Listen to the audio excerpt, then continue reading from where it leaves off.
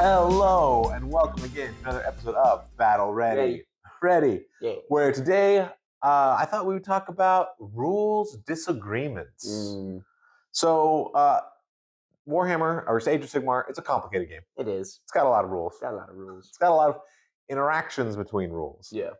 And I think for the most part in 4th edition, the rules are pretty clear. Yeah. I feel like there were a lot more question marks in 3rd and 2nd, although we didn't play 2nd as much. Yeah. But there were a lot more question marks.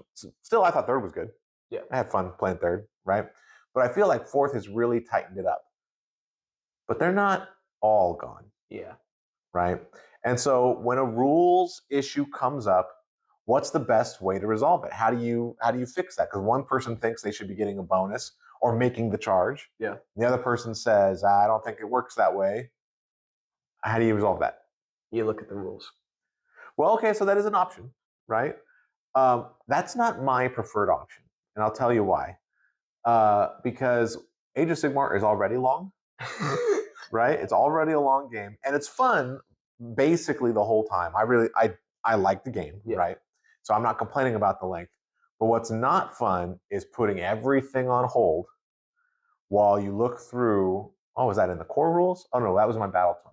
Oh, maybe that was in a GHB. A GHB rule. Oh wait, no, that was the facts. It was the frequently asked. No, it was the battle scroll, right?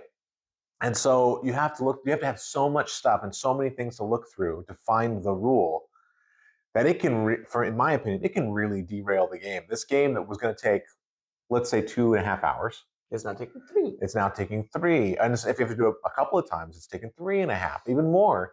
And now you're like, oh shoot, now I had other plans for the rest of the day.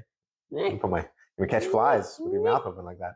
I got to push my plans back because I was going to go out to eat, or I was going to meet up with some friends, and now I'm going to be late, whatever it was. And so I feel like those rules off the table, dude. Okay, we're done. But see, again, no matter which option you choose, it is lessening your fun if you decide every time I'm just going to look it up. Now, the more you play, right, the more familiar you are, the less of those you'll have, right? So I think the first tip is just to sort of play a lot. Because the more you play, the less rules questions you'll have, because you've seen it before, you've done it before, or you've done very analogous things. And you'll be like, oh, this is sort of like that situation. So I'm pretty sure it works this way. But stopping and looking up the rules, I feel like, is not always a good choice. Yeah. If you're at some sort of tournament and there's money on the line or something, then maybe you need your opponent to show you where exactly that rule is. Article section paragraph 5. Exactly. But for the most part, I feel like that's not a good use of time. Yeah. When you have a limited amount of time to play or to do whatever else it is in your day, don't use it looking up rules. All right. There are times when we play and we're not sure exactly how a rule works. What do? You just make a call. We make a call. So that I think is the better way to do it. I think you just have to sort of make a decision with the information you have and go from there. Now, the trick to it, though, is I think there's a temptation where people want to make the decision that benefits them in that game. Yeah. Right? So it's like, how do I work these rules so that I make this charge? Oh, I know. I remember a rule. And wait, that doesn't work that way. Actually, it does, because then I get to make the charge. Yeah. Right? And so I feel like you have to be wary of that. You've got to be able to pull yourself back a little bit. And I think both Drake and I do a pretty good job of this, where there'll be times when Drake will use a rule and I'll say, oh, you can't do that. And then we'll think about it and I'll be like, you know what? I think you probably can. I think you just killed my guy. Right. And then there's been times when the other way, when we do something and I think, I don't think you get the +1 here. And we talk about it. Drake's like, yeah, I probably didn't make the charge. No, most of the times I just argue with you about it. Drake's not as good at it. Yeah, you don't see that because that gets edited out. But I think he's getting better, and I think that's the important part. Because if you're always just advocating for what helps you in the game right now, then every time there's a rules question, it becomes a fight. Yeah. Right? Because the other person's going to be like, oh my gosh, now I'm going to have to put up with this fight shenanigans. And they get to do one of two things. Either they fight you on it, which means now the game is not the important thing. The game is winning an argument. Now you're in a debate. Yeah. When you should be on, playing war dollies, Objection. right? Or they just give in, and then it starts to feel like they're just playing with a handicap. Yeah. Like you're just cheating, right? Because every time you argue, they're just like, fine. But now that happens 2, 3, 4 times during the game, and suddenly it feels like, wow, this guy had a lot more battle traits than I thought he did. Yeah. So his battle trait is, I say what happens, Yeah. right? That should be a Zinch rule. Once per game, I say what happens. Oh, the new Zinch rules are pretty cool. We'll talk about it later. Okay. But there's not going to, well, at least they didn't show any Destiny dice. So it might be something different. It's at least what they've shown is a little something different. Anyway, we'll discuss that in another video maybe. But the thing of it is, I feel like both players have to sort of commit to being like neutral about it, right? You're not advocating for any particular thing. And if both players get stuck doing that, then maybe you do have to look it up, right? Then maybe you have to do that, have somebody get humbled a little bit when what they say is wrong. And you do that maybe a couple of times, and then people get a little bit more reasonable maybe. But I also think, yeah, you just make the call, because then the game keeps going. And at the end, there's lots of times when I'm watching these games we played after, when I'm editing them up or whatever, and I recognize, ooh, we got that rule wrong. Ooh, we played that. Oh, shoot, dang it. But you know what? The thing is, it doesn't stop the fun of it. Yeah. Right? Because in the moment when we're actually playing the game, we get to just keep having fun. Yeah. Right? And afterwards, we get to say, and then whoever wins or whoever loses gets to say, that has an asterisk.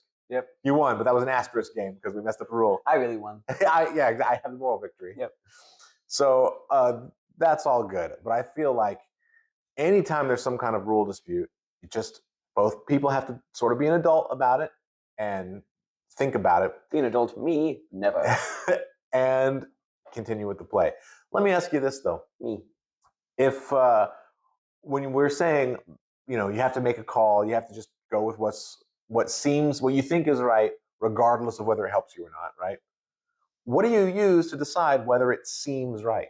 Like, what are you drawing upon? Previous games. Yes, I think you draw on previous games. I think you draw on the rules as you know them. And I think you draw on what you think to be the intent of the rules writers. Mm-hmm. Because now, lots of times there's stuff where rules as intended and rules as written are different. Yeah.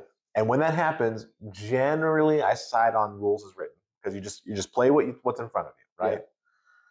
But when you don't know what's in front of you means, you maybe you go with you just know what they meant, right? Or you have a good guess as to what they meant, and so you just try to do it that way. And that's actually, in legal circles, when they're interpreting a statute, if the statute, Congress or whoever did a bad job of writing it, it's unclear. Lots of times the courts will go to the statutory history and even the congressional testimonies to try to figure out what these guys and gals, what these people meant when they wrote these laws. And they'll use that and they're like, okay. Rules or laws as written is not very clear. So we're going to go with law as intended to at least help us inform what we should be doing in this case. And I think that the same principle basically applies, right? You say, all right, I know sort of what's going on. Previous games, is my version, the one that I would like, is that going to lead to like a really weird result? It's like, okay, well, if that's true, then I could just, by running my pieces off the board, win the game. It's like, I don't think that was right. Yeah. That can't be that's an absurd result. We can't have that be the correct interpretation. So you bring all of that in, and then you just go with it. You go with it, and you say, okay, that's the game. You call it an instant house rule, right? It's like, okay, for this particular game, that's the rule we're using. Yeah. And then we'll look it up later, or we'll figure it out later, and maybe we were right, maybe we weren't. But for this particular game, we're on the same page. We know what to do going forward, and we get to keep playing. Yeah. We get to keep having fun. And that's, I think, the most important thing. Don't stop. Don't put in extra speed bumps to the fun. Because I feel like wargaming sort of has already a lot of speed bumps. Yeah. You got the money. You got to buy those models. They don't come cheap, at least in Games Workshop. Then you got to paint them. You have to have all the painting stuff. Yep. You got to build them. You've got to get your list together. You got to buy your rule. I mean, there's lots of stuff you got to do before you actually sit down and play your game. There's a lot of speed bumps to the fun. So you don't want to have extra speed bumps. Once you finally got there and you're playing the game, you don't want to introduce new ones if you can help it. Mm-hmm. Other thoughts about playing with the rules? I think we got it. You got it? Yep. All right. Well, let us know in the comments below what you think. When a rules question comes up, how do you typically deal with it? And is it different for you, depending on if you're, playing in your friend's basement or in their garage, or if you are at a tournament? I mean, how do you handle these disputes? Hopefully, everybody has mature players that they can play with that are, friends that are just having a good time and not caught up too much. But there are players out there that are, winning is so much more important than the fun that they can ruin it. But let us know your thoughts. I'd definitely be interested to see other methods people use to resolve rules issues and try to figure stuff out. Might not even be a dispute, right? It might be something like neither of us knows what do you do in this situation? Gosh, I don't know. Maybe I don't know. Roll the dice. Yeah, maybe sometimes that's the one. You're like, it could be either one of these. All right, this game we're doing that. That's what the dice decided. That's good too. Well, this has been another episode of Battle Ready. Ready. Thanks so much for watching.